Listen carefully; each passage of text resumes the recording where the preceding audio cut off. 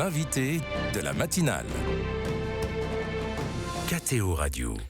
Ce week-end, les étudiants du réseau chrétien en grandes écoles étaient invités à se retrouver à Saclay et à Toulouse pour les labos CGE. Deux invités sont là pour en parler. Pierre Desplat, étudiant à Sciences Po et président du réseau CGE, et le père Manuel Grandin, jésuite et aumônier pour ce plateau de Saclay en plein développement. Bonjour à vous deux. Bonjour Maxence. Merci d'être en plateau avec nous ce matin. Alors, Pierre, pour nous rappelez-nous en guise d'introduction, qu'est-ce que ce réseau des chrétiens en grandes écoles ? C'est le réseau des aumôneries de grande école. C'est un réseau qui fédère plus de 80 aumôneries, c'est-à-dire à peu près 3000 étudiants. C'est un réseau qui maintenant a un certain âge puisqu'il remonte à 1892. Et puis il a le but de favoriser la présence chrétienne sur les lieux d'études de toutes sortes qu'ils soient. Et donc, vous organisez des événements annuels qui permettent à tous ces étudiants de se regrouper, et notamment cette année, c'est tous les 2 ans, il y avait les labos CGE. Père Manuel, qu'est-ce que ces labos ? Alors, un certain nombre d'événements qui sont organisés par CGE sont plutôt avec une dimension plutôt festive, de rassemblement, un peu, je dirais, dans la couleur des JMJ, mais plutôt à un niveau plus national. Voilà, c'est Labo CGE, c'est vraiment un temps de formation. Ça fait très longtemps que les étudiants en responsabilité à CGE ou les aumôniers, on se rend compte que dans nos différentes communautés chrétiennes, nous sommes souvent pris par un quotidien lié à nos campus, lié au rythme aussi des étudiants. Et donc, ce besoin tous les 2 ans de pouvoir s'arrêter pour faire un peu de théologie.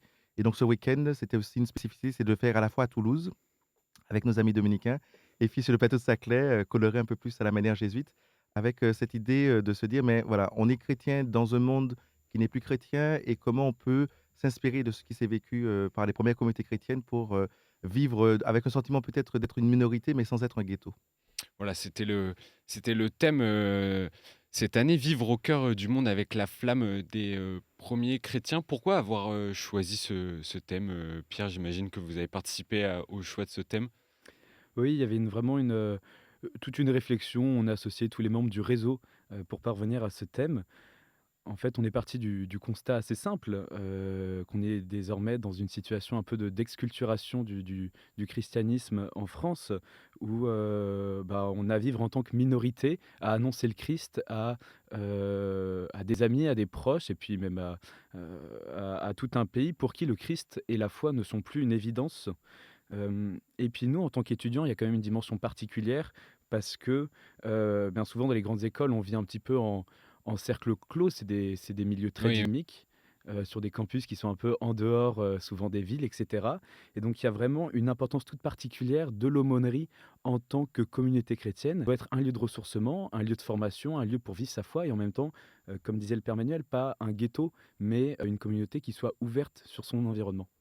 Et sur ce thème des premiers chrétiens, Père Manuel, expliquez-nous le parallèle que vous faites avec les premiers chrétiens et vous, aujourd'hui, qui sont les derniers chrétiens actuels, en tout cas ceux-les... J'espère qu'on ne sera pas les derniers. Quand Non, même, pas les Maxence. derniers, mais les plus proches de... Mais on est les premiers du 21e siècle. Voilà. En tout cas, on a une situation. On s'est dit vraiment en réfléchissant avec le bureau national dont fait partie Pierre et puis le aumônier de Maria Goretti, que justement, dans ce moment où on se sent un peu comme minorité, le danger de repli sur soi, il est très très grand. Et on voit bien qu'au cœur de l'Église, mais en fait au cœur de notre société, il y a des tensions très très fortes où les gens ont de plus en plus de mal à se parler. Et on s'est dit, mais finalement, les chrétiens, quand ils sont arrivés effectivement dans la société romaine, dans un certain nombre, voilà, par rapport aussi à ce qui se vivait en Terre Sainte, finalement, comment ils se sont situés par rapport au monde dans lequel ils étaient. En particulier parce qu'ils ont vécu des situations parfois aussi voilà, de grandes tensions, voilà, même avec ce nombre de martyrs. Et on se dit, alors évidemment, nous, on n'est pas des martyrs, mais il y a quand même des moments où on se rend compte que c'est pas si facile d'être chrétien, c'est pas si facile d'être jeune et chrétien, et comment on pourrait s'inspirer, on va dire, de ce que l'Esprit leur a insufflé, voilà, dans les premiers temps. Donc c'est pour ça qu'on a travaillé sur les actes des apôtres, on a travaillé sur les premiers pères de l'Église, avec cette question de, ben voilà, ce monde dans lequel nous sommes, il n'y en a pas d'autre. Il est à aimer, mais il est en même temps fracassé, et on sent bien qu'il y a des fractures dans ce monde qui traversent aussi l'Église, ils traversent aussi nos communautés chrétiennes d'aujourd'hui. Ben, comment on peut s'inspirer d'eux? Et c'est un peu ça le travail qu'on a essayé de faire un peu ce week-end. Et c'est le travail que vous avez fait. Qu'est-ce qu'il en est ressorti ?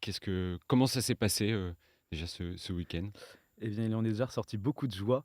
Je pense que c'est quelque chose qui a marqué tous les participants. On a eu de très belles rencontres, de très belles célébrations. et puis de fait, beaucoup de temps de formation avec, souvent des pistes très concrètes. C'était pas seulement de la formation théologique purement abstraite ou historique. Oui. Voilà, c'était l'enjeu de reconcrétiser le tout et je crois qu'on a bien réussi.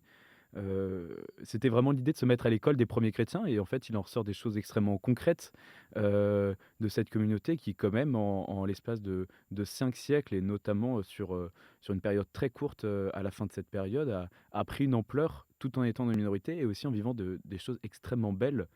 Voilà, donc beaucoup de pistes très concrètes, à l'école des premiers chrétiens.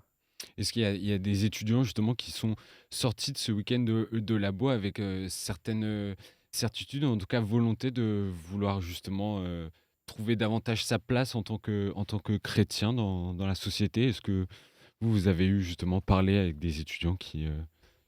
Bon, on en a eu, oui, et puis il y a aussi toujours cette petite joie de se balader, parmi les groupes tout en étant pris, nous, par l'organisation logistique et puis d'entendre ça et là les gens dire: «Ah, c'est incroyable, telle intervention, ça m'a vraiment marqué sur tel point». On a eu, des intervenants de grande qualité, qui vraiment nous ont retracé toute cette histoire des premiers chrétiens et puis en mettant, l'emphase, par exemple, sur la manière dont ces chrétiens ont réussi à avoir une communauté forte et ouverte sur le monde, à se faire, vraiment comme dit, l'épître à Diognète, vraiment dans le monde sans être du monde Hmm. et à se faire remarquer, par l'amour qu'ils avaient les uns pour les autres, l'amour qu'ils avaient pour les pauvres, et c'est vraiment cette grande joie qui habitait, ces communautés. Et donc votre proposition de ces labos CGE, c'est une, une formation théologique. Quel est l'enjeu pour les étudiants et les jeunes pros d'aujourd'hui à cultiver justement l'intelligence de la foi? Et il y a quand même, de nombreux éléments, mais je pense que vis-à-vis de nous-mêmes, c'est vraiment une source à part entière de croissance spirituelle, de pouvoir, C'est déjà personnel, oui. oui, c'est ça, Ouais. vraiment, apporter, eh bien, ce qu'on vit dans notre expérience spirituelle avec ce qu'on comprend, avec notre intelligence. On est vraiment appelé à ça. Le pape Benoît XVI l'a rappelé, beaucoup.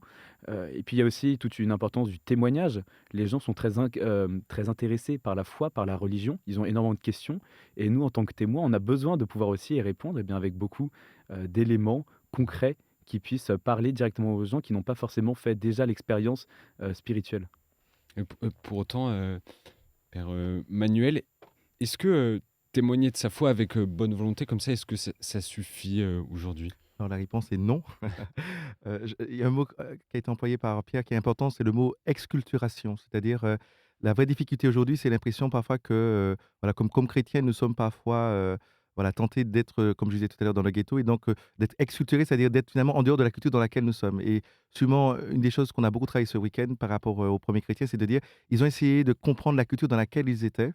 Ils ont essayé, à travers, les mots, par exemple, comme, dans le prologue de Jean, le mot logos ou d'autres mots, essayer de rentrer dans la culture, de leur époque pour pouvoir parler du christianisme. Et de cette manière, nous, on a aussi à faire, ce travail, justement d'inculturation, voilà, qui est un mot qui est très important pour, la dimension missionnaire.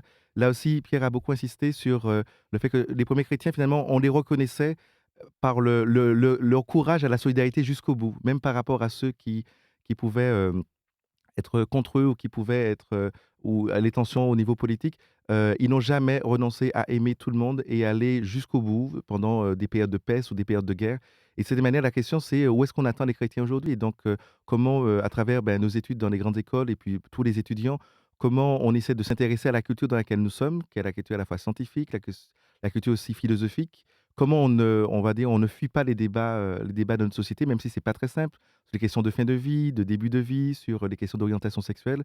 C'est quand même des questions très délicates, mais comment l'Église ne se positionne pas simplement en extériorité, mais essaie d'entrer en relation, effectivement, en dialogue avec cette culture. Et puis aussi, les chrétiens sont attendus sur le terrain de la solidarité.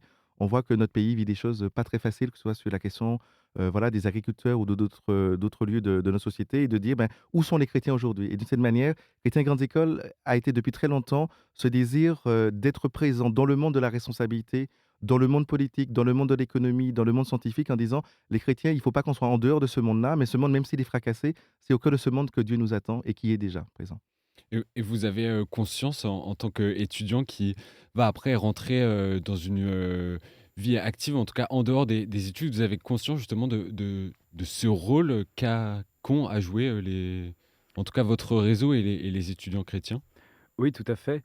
Moi, à côté, je suis étudiant donc à Sciences Po. On a une aumônerie qui est vraiment très dynamique. C'est une grande, grande chance et typiquement, on a, énormément d'événements et de formations, de conférences, une par semaine où on va mettre justement l'accent sur les enjeux sociétaux, sur la manière dont les chrétiens, s'emparent de ces questions et dont ils peuvent être, non seulement, penseurs de ces questions, mais aussi acteurs et puis, ça va s'incarner aussi, bah, dans des engagements locaux, associatifs, solidaires, qui sont organisés par ces aumôneries. Et ça, c'est ce qui se passe à l'aumônerie Sciences Po, mais c'est ce qui se passe aussi dans toutes les aumôneries de notre réseau. Quelles que soient les échelles, on a des très petites aumôneries parfois dans des campus où bon, c'est un peu difficile de se faire sa place, d'être reconnu par l'administration. Et puis, on a aussi beaucoup d'autres grosses aumôneries qui sont des lieux de vie à part entière, qui sont bien insérés. Et les gens pensent, les étudiants pensent justement la place des chrétiens dans le monde et eux aussi leur place en tant que souvent futures personnes à responsabilité. Et justement, future personne à responsabilité, c'est vrai que la réalité du travail aujourd'hui peut être assez éloignée de la doctrine sociale de l'Église et de la parole de l'Évangile. Avez-vous déjà réfléchi, et peut-être même pendant ce week-end-là en labo, au sens que, en tant que chrétien, vous voulez apporter au monde du travail et peut-être vice-versa? Oui, tout à fait, c'est une vraie question qui habite alors à la fois toute notre génération, mais aussi Hmm. particulièrement, je pense, les jeunes chrétiens et ceux de manière assez ancienne. Nous, c'est quelque chose qui est un peu un fil conducteur finalement de tout, en fait, CGE, enfin Chrétien en grande école lui-même, hein. C'est vraiment comment est-ce qu'on va vivre chrétiennement nos futures responsabilités. Et puis c'est quelque chose qu'on porte aussi avec nos partenaires, donc par exemple le mouvement des cadres, heu, des cadres et dirigeants, les MCC, les EDC, qui par exemple, ont un prix, du bien commun où ils vont réfléchir, à comment est-ce que des patrons peuvent justement porter ce Hmm. bien commun dans leurs entreprises. Et pour nous, c'est quand même un vrai témoignage en tant qu'étudiant de voir que professionnellement et bah, c'est possible et c'est concret. Un dernier mot pour un souvenir qui vous a marqué ce week-end, Pierre, quelque chose que vous allez retenir. Eh bien, paradoxalement, c'est peut-être pas les temps de formation, mais les 2 messes qu'on a eues pendant ce week-end qui étaient vraiment, extrêmement belles, extrêmement vivantes, joyeuses et en même temps très priantes, en communauté et tournées vers le Seigneur. Et vous, Père? J'en ai 2, hein, désolé Maxence. Le 1er souvenir, c'est non, c'est pour dire par rapport à ce que vient de dire Pierre, on a eu la chance d'avoir 2 évêques avec nous. Voilà, Monseigneur Beau, voilà, qui coordonne la pastorale des jeunes, pour les évêques et puis aussi Monseigneur Pansard qui est l'évêque du diocèse d'Évry, qui nous accueille donc sur son diocèse et c'était aussi une connexion aussi, entre générations. Voilà, on n'était pas simplement entre jeunes, on était vraiment connectés à l'ensemble de l'église et des églises diocésaines et l'autre chose qui me vient, c'est simplement qu'on était dans un lieu très particulier qui s'appelle donc, le Centenaire de Chardin, qui a été créé à la fois par les évêques d'Île-de-France et par les jésuites et que c'était la première fois qu'il y avait un événement à dimension nationale dans ce centre qui a été inauguré au mois de juin et que c'était une grande joie pour nous, comme jésuites habitant sur le plateau, ben, de recevoir tous ces jeunes et de se dire, bon, maintenant, ben, il faut se relever les manches parce qu'il y a du travail et que le Seigneur nous attend. Merci beaucoup à tous les deux d'avoir accepté notre invitation et pour les auditeurs qui veulent en savoir plus sur les chrétiens en grandes écoles, je renvoie au site internet cgenational.com. Bonne journée.